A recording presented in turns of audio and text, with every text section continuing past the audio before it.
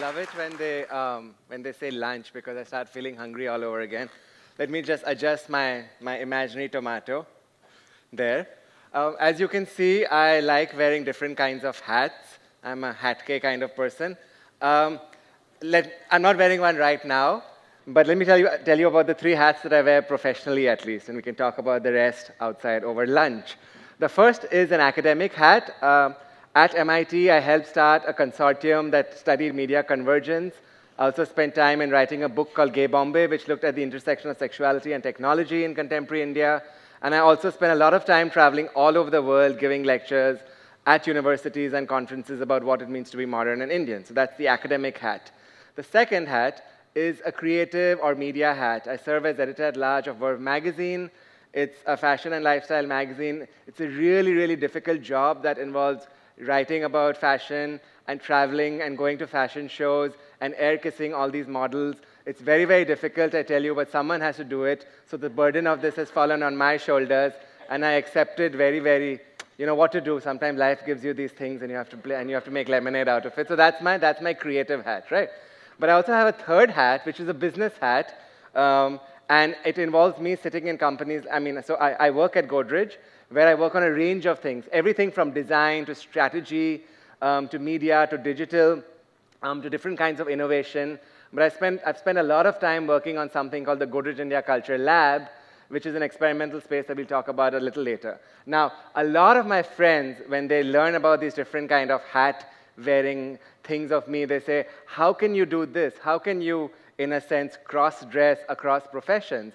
How can you do business, creativity, media, all kinds of innovation, and then academia, like, go to colleges and give these talks and write these deep academic books with thousands of footnotes. Isn't it confusing? But I tell them that on the contrary, it's not only not confusing, but the fact that I do so many different things actually adds value. So what I do in one field cross-pollinates my experiences in the other field, and I learn from it. So, when I'm in academia, I learn from my experiences in fashion. When I'm in business, I learn from my experiences in academia.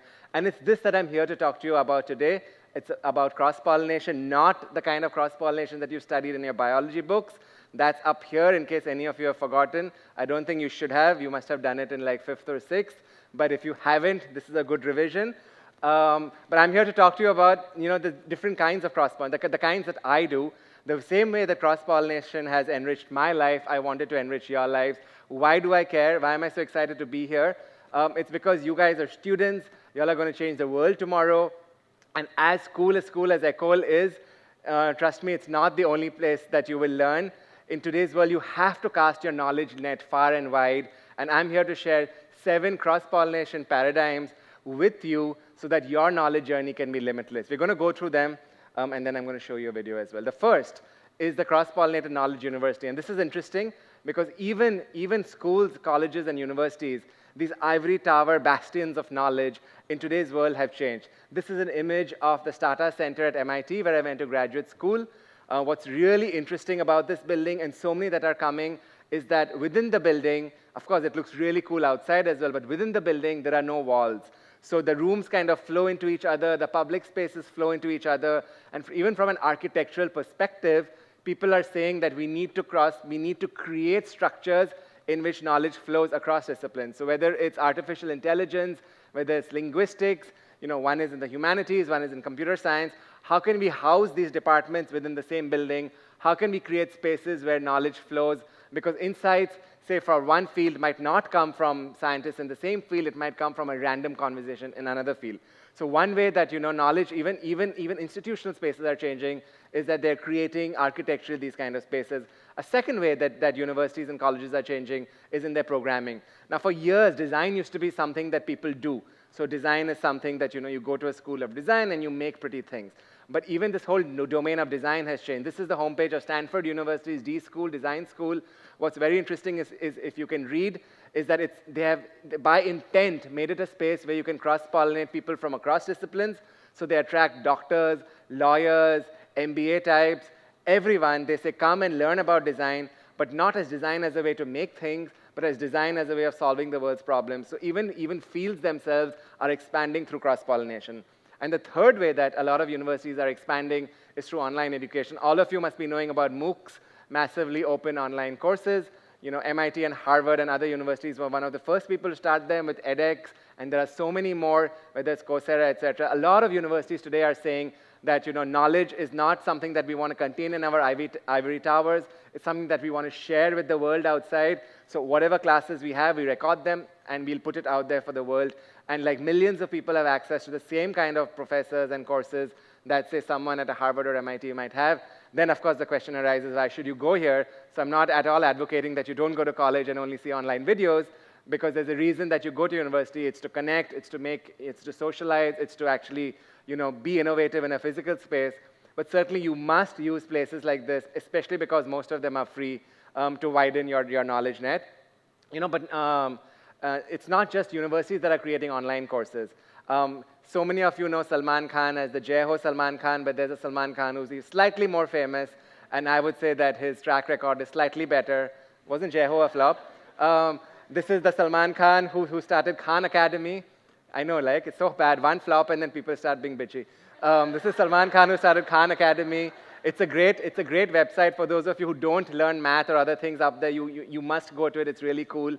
Again, it's free. And of course, there are websites like TED. There are so many others. And of course, if you are at a TEDx, I'm assuming you have gone to TED.com. If you're not, shame on you. Please go home and go there right away, right? And of course, we're here at a knowledge conference, which is the best place to cross-pollinate your horizon. Like, since I've been here in the morning, I've learned so many things. I'm going to do tomato at home. LC, I'm going to try and be more child-like. I wonder if it's working. I mean, I've been trying very hard. I've been learning so many things since from the morning itself, and that's what I do, right? I'm a conference junkie. I go to conferences all the time. I go to conferences like Inc., TED, wherever, because, you know, the knowledge that I get in newspapers or books or magazines is so dated. Whereas when I go to conferences like this, I learn about people like Muruganantham, who's reinventing the sanitary napkin and solving a big healthcare issue. I learn about people like Mansukh Prajapati, who's created something called Mitti Cool, which is a refrigerator and clay utensils out of mud, and he's really changing the world and creating employments for so many people and doing something for the environment. Now, by the time these people come into your textbooks, you guys will be like grandparents, because that's the way it works. But, you know, when you go to conferences, you learn about what's happening here and now. It's relevant to your lives, and you can add it. So that's the third. The fourth paradigm is something that I'm very, very excited about, and it's called the cross-pollinated knowledge. I call it the knowledge hacker/maker space. Hacking, of course, is what people do when they come together and play with software. They change it. It's kind of got a bad name, but there's all kinds of good hacking as well, because hacking is ultimately about creativity and innovation. The same thing that people do with hacking, with software, people are doing with hardware, with things, so they are making things as well. And there are these incredible hacker and maker spaces that have sprouted now all over the world, where the main feature of these spaces is that they're sharing spaces. They're spaces full of love and sharing, and it's kind of hippie-like spaces where you come and you share what you know with other people share what they know with you, and it's in the spirit of exchange that both your knowledge banks get increased, right? So in a way that maybe going to a formal university or whatever doesn't, because there the teachers kind of share what they think they know with you. I'm sure your teachers are phenomenal, but if you go to a hacker or maker space, you realize that you're learning amongst a community of peers, and it's very, very exciting. There's people like Bilal Ghalib, who is actually setting up hacker spaces in countries like Iraq, where, you know, the formal education system is kind of crumbled because of war. But my most exciting hacker spaces or maker spaces are the ones that I'm finding here in India itself. For example, this is Jaga. It's an incredible space in Bangalore where they use low-cost, high-density steel kind of pallet shelving system to build this space. So that the unique thing about this is the whole building can be built in 2 days. And it's 4 or 5 floors. They take a piece of land, they build this incredible building, they cover it with vertical gardens so that it becomes an eco-friendly thing. And inside they have classes, workshops, exhibitions, all kinds of crazy sessions. Of course, it has free Wi-Fi, and it attracts all the weirdos, all the cool people, all the innovators, all the people on the margins. So it's one of the places in Bangalore where you can see how the future is going to be made, right? Now, the future for India is going to be made in spaces like these. Not all of them are so cool looking, like the Jaga building is one of my favorite. There are some which kind of look conventional as well. So this is from Cochin.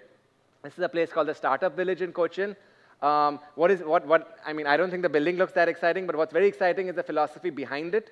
because it's the government of Kerala, lots of private entrepreneurs, and techies themselves have come and they've said, we need to create thousands and thousands of new businesses out of Kerala.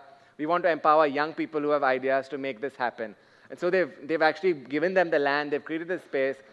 You know, it's really cool, and if you all go to Cochin, please go visit it because it's open and it's free for everyone. What's really cool about this is that the government of Kerala, just as they give people marks in the sports quota and they give people 20% of their marks if they choose sports, they've given young innovators 20%. They give them marks and attendance if they go and sit in places like this and hack and invent the future, something that you should consider asking your school principal as well. I hope the school principal is here as well. Let us hack and let us innovate and give us marks and attendance, right? But not all hacker spaces or maker spaces are permanent. Some of them just come up, some of them just pop up and they disappear. A place that I was at recently and had a blast was at Maker Fair in Ahmedabad. Again, I met all these people from all over India, people from the 10th standard who are doing stuff like wearable gloves, people who are making fab labs. Every second person was making a 3D printer. If you still don't know what a 3D printer is, you're so last season. Please go buy one right now. I mean, I swear, you can get one for like 30,000 rupees, way less than a Louis Vuitton bag, and it'll last way longer as well, because 3D printers, you can keep on printing even next season. What's very interesting about, places like this is that, so, fashion keeps on coming, what to do, right? Remember, it's the fashion hat. What's interesting at places like this is, again, you meet innovators from formal spaces like an MIT or whatever, but you also meet completely random people who are self-taught and who say, here, I made a car, or here, I made this. This is the scooter from Three Idiots, if you all saw the film, right? So, and it's in the mixing of these people and the learning. You meet someone like Angad, again, who's doing innovative work in making all kinds of possibilities within India, and he's self-taught as well, right? So you learn from each other, and a community forms. And this, I mean, to me, this kind of communities that you build are the ones that will take us into the future. Of course, the formal communities are important, but it's these communities of innovation that are very, very important, right? The fifth knowledge paradigm I want you all to be aware about is the knowledge challenge. Now, a lot of really smart people in the world, including Bill Gates, actually over lunch remind me to tell you about the time I was with him in a swimming pool in Gurgaon. It's a very interesting story, but that's a lunchtime conversation. The way we're talking about him now is that amongst his incredible body of philanthropy, he's also started something called the Toilet Challenge. And this is, again, the world has all these problems. A lot of people are saying, let's have, instead of trying to fix them out in pockets, why don't we have challenges? We let them out for people, and then we say, here. So what Bill Gates has done is he says, the toilet has failed.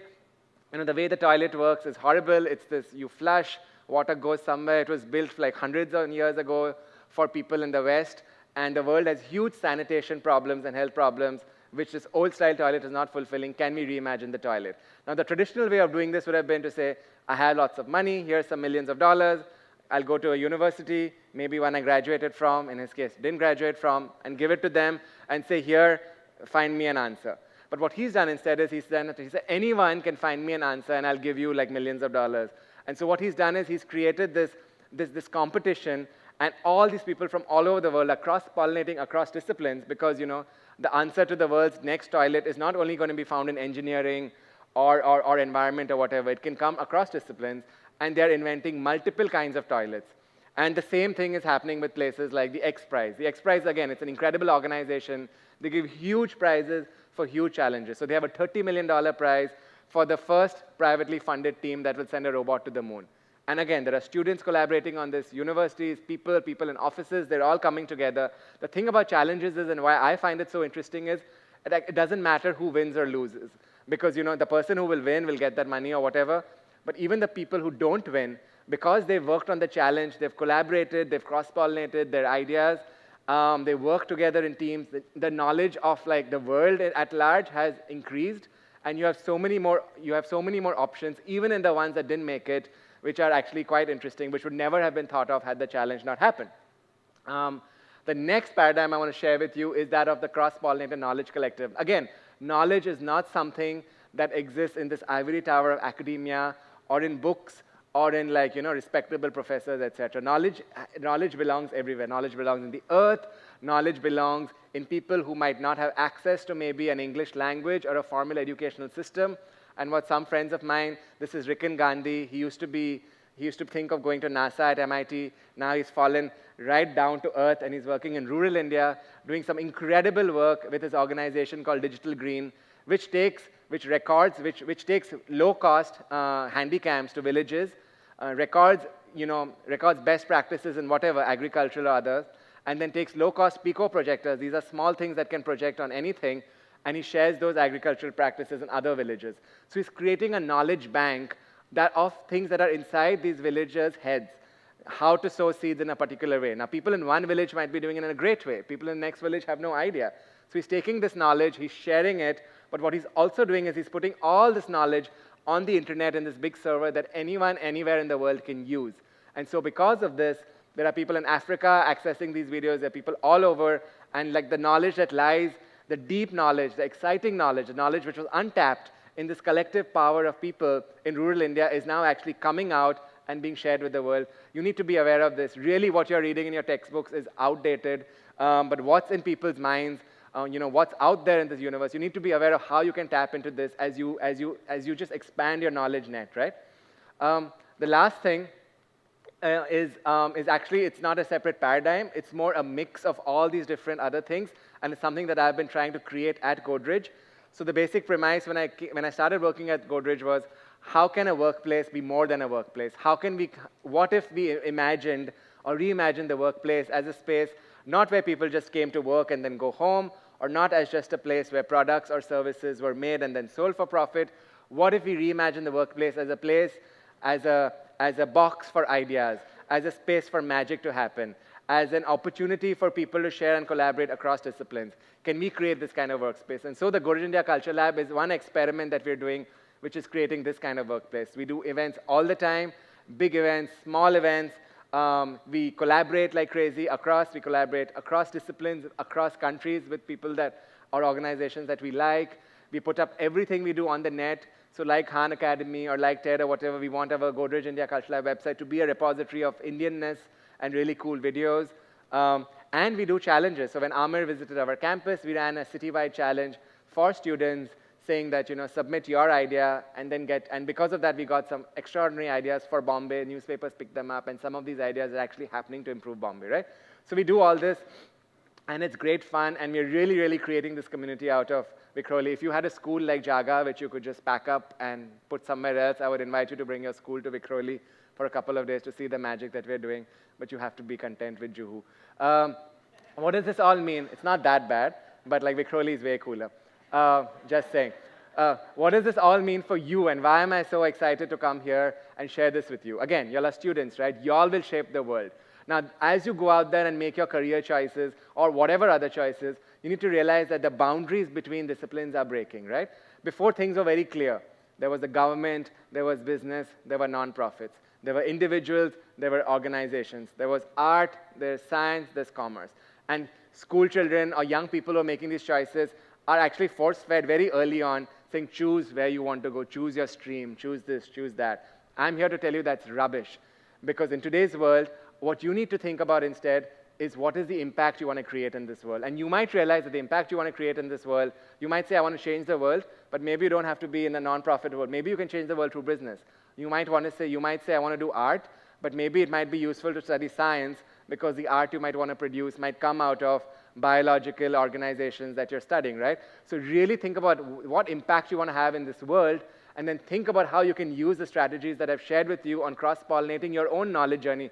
No one else is going to do this for you. You have to do this yourself. And to create that kind of impact. And it's going to be a great journey because we have all these tools. I've just shared with you 7. There are so many more. I'm sure y'all are hungry now. We can discuss them over lunch. But you really go out on this journey and create this impactful knowledge journey for yourself. Cross-pollinate your way into the future. And don't just think of this as knowledge. You can actually use this philosophy of cross-pollination in the way you lead your lives as well. I'm going to leave you with a video of something that we did at the Culture Lab, where we actually cross-pollinated scientists, artists, Genda Phool Holi, giant robots, fashion, technology, everything together in this magical experience for one day. Actually, before you start the video, just wait a second. We did it for one day, and we had thousands of people who came, and at the end of the day, the entire space where we had built this experience, we destroyed. Again, it was just a one-day pop-up experience, and the philosophy was that permanence is maybe overrated. Life is often lived in transience. So how can we value this moment? How can we value this experience? How can we value the connections we make? And then all these will leave memories, will leave traces that will then resound. So with that, I want to share this Museum Memories video with you. Thank you for listening to me, and have a great day, and see you at lunchtime. Thank you.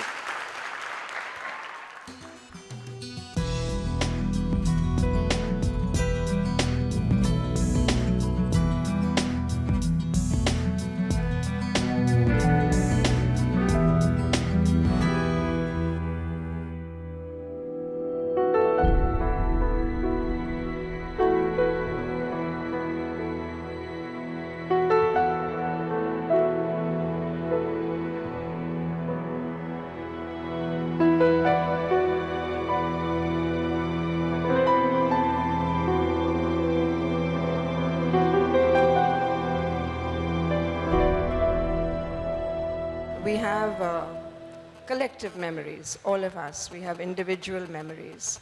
Memories are things of past.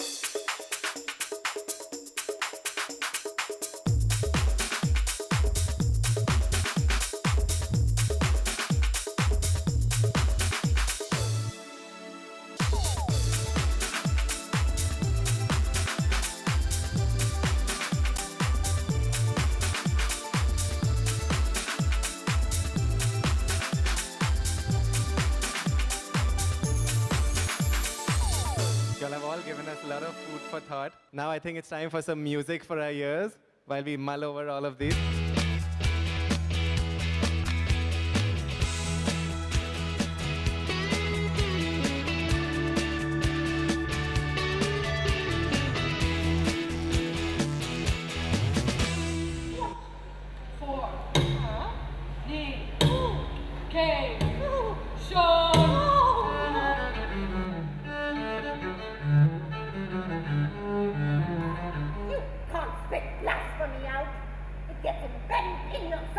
Far off seaways calling, calling, calling. That's the way of June.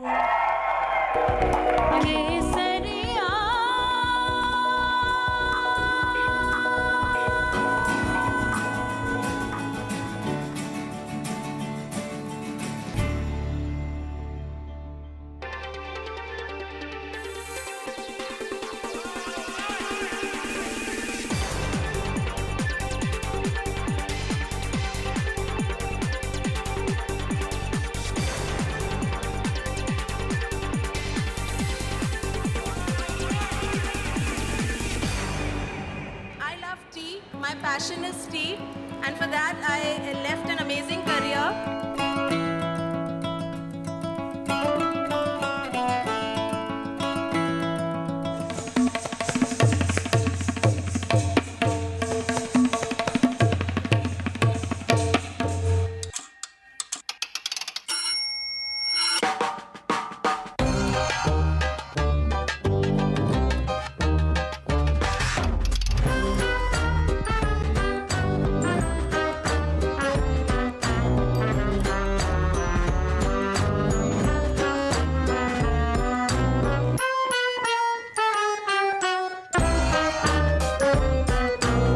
As an optimist, I like to think that everyone else around me is equally bonkers, that we all at some point seek very beautiful memories in ruined things.